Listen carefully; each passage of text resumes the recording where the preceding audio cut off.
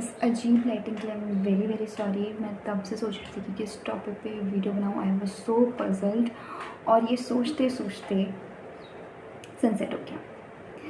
So today I will be talking about eligibility criteria or becoming a crew. So stay tuned and watch this entire video to get to know. So recently one of my schoolmates called me and she told me that someone is asking some money for conducting interviews in airport. I was like क्या? क्योंकि आपको कोई भी पैसे की ज़रूरत नहीं होती है when you are going to give any interview. तो और ऐसा मतलब बहुत लोगों के साथ हो रहा है कि people are asking for money and those people are giving money और फिर जॉब भी नहीं लगती और पैसे भी चले जाते हैं। तो it's a scam.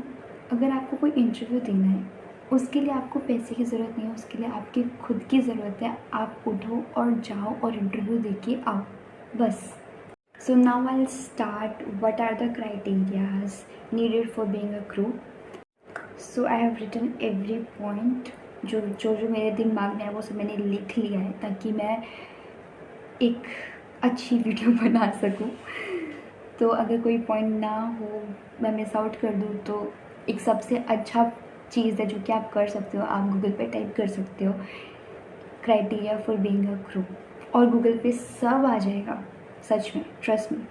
Okay, so number 1 that you needed for being a crew is your education. So you should be 12th pass. If you're going for domestic airline, you should be 12th pass, and if you're going for international airline, you should be 12th pass.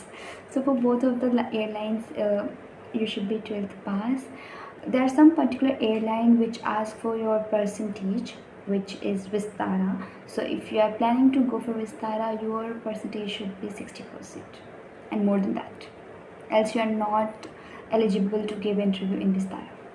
Now second point is your age. So you should be 18 years or more than that for domestic airline, and if you're planning to go for international, so your age must be of 21 years or more than that, else you are not eligible for.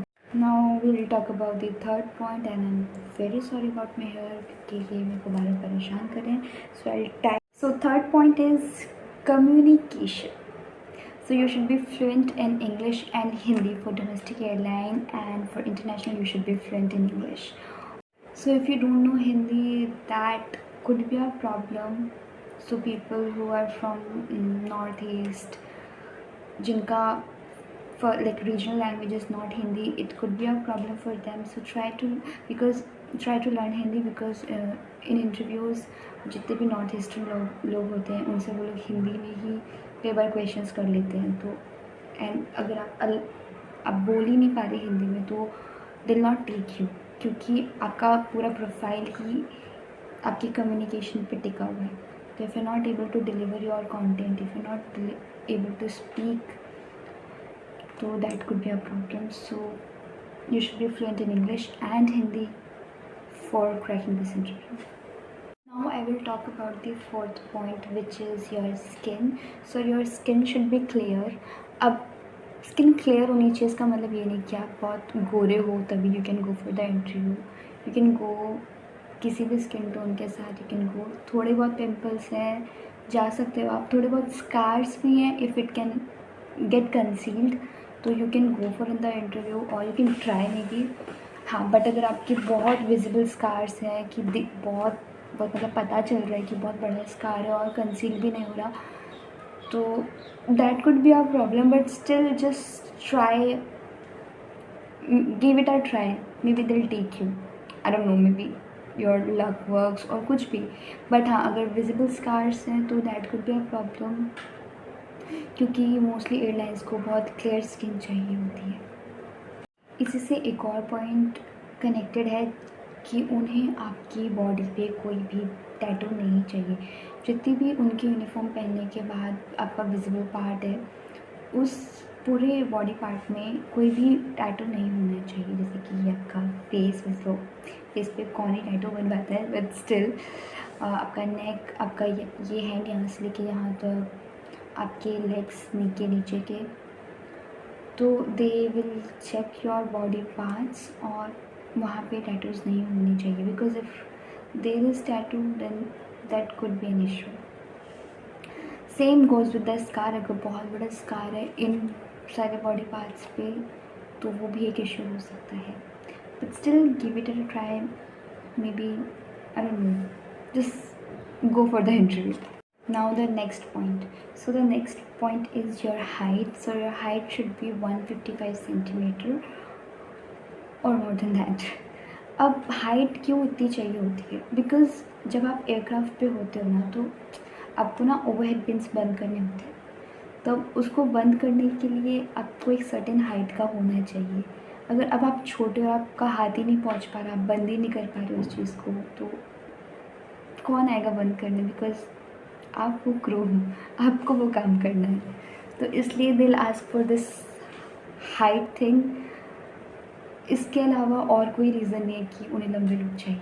बस ये overhead beans वाला reason है. और सारे equipments भी एक थोड़े certain point पे होते हैं. जितने भी इक्विपमेंट्स होते हैं लाइक ऑक्सीजन बॉटल्स होती है या जो भी होता है वो सारे एक सर्टेन हाइट पे होते हैं. तो आपको वहाँ से निकालने के लिए आपको एक हाइट चाहिए होगी. That's why they need 155 centimetre. Now इसी से रिलेटेड एक और पॉइंट है विच इज़ योर वेट. तो your weight should be proportionate to your height. मतलब आपका जो BMI है वो आपकी हाइट के हिसाब से होना चाहिए. वो 18 to 25 के अंदर आना चाहिए. उससे ज़्यादा या उससे कम BMI एक इशू है और वो आपको फिर नहीं लेते बिकॉज उन्हें फिट और हेल्दी लोग चाहिए. क्योंकि फ्लाइंग करने के बाद आपको ऑलरेडी बहुत हेल्थ इश्यूज़ हो जाते हैं. तो वो ऑलरेडी एक ऐसा इंसान नहीं ले सकते जिसके पास बहुत सारे हेल्थ इश्यूज़ हैं और वो अनहेल्दी है. Also you are there for people safety. And आप खुद ही ऐसे हो तो आप कैसे किसी को बचा पाओगे जब आप खुद ही हेल्दी नहीं हो, राइट? तो BMI आप कैसे चेक कर सकते हो? There is this thing. आप हाउ टू कैलकुलेट BMI. आप गूगल पे जाओ, लिखो कैलकुलेट BMI. तो एक लिंक खुल जाएगा, उस लिंक पे क्लिक करना. उस पर आपको एक ऑप्शन आएगा जहाँ पे आप अपना हाइट लिख सकते हैं बॉक्स में.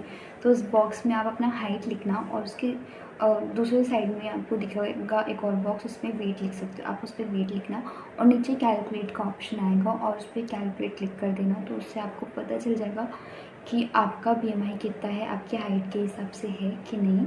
That's how you can calculate your BMI. Okay.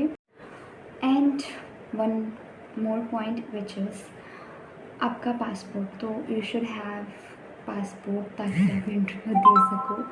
क्योंकि जॉब प्रोफाइल ही पूरा ट्रैवलिंग पे टिका हुआ है और आपको फिर पासपोर्ट चाहिए होता है बिकॉज ऑफ दैट.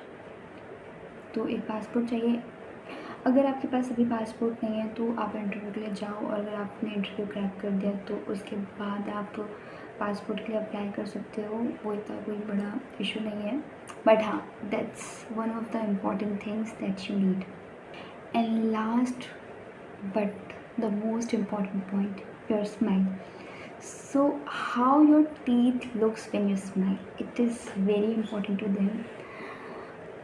वो लिटरली आपको पूरे टाइम देखते रहेंगे कि जब आप स्माइल कर रहे हो तो आपका फेस कैसे दिख रहा है और आपके दांत कैसे दिख रहे हैं. तो your and now when I से कि प्रेजेंटेबल, इसका मतलब बहुत फैंसी नहीं है. इसका मतलब है बस अलाइन होने चाहिए. थोड़ा बहुत अलाइन नहीं है चलता है क्योंकि मेरे भी पूरे टीथ अलाइन नहीं है. बट अगर ज़्यादा गैप है दांतों में या कोई कुछ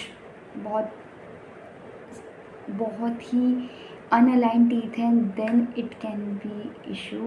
but I say it again कि गो फॉर इंटरव्यू.